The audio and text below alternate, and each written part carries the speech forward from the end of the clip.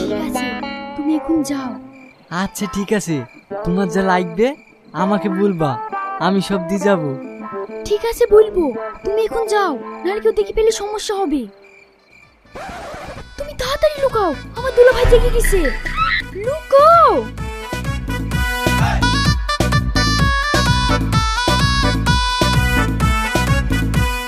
তুমি এখন?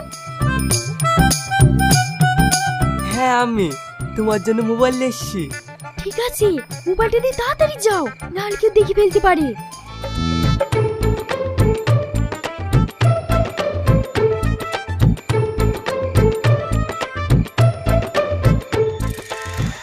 না, আগে তোমাকে একটু ভালো করে দেখি, তারপরে যাব।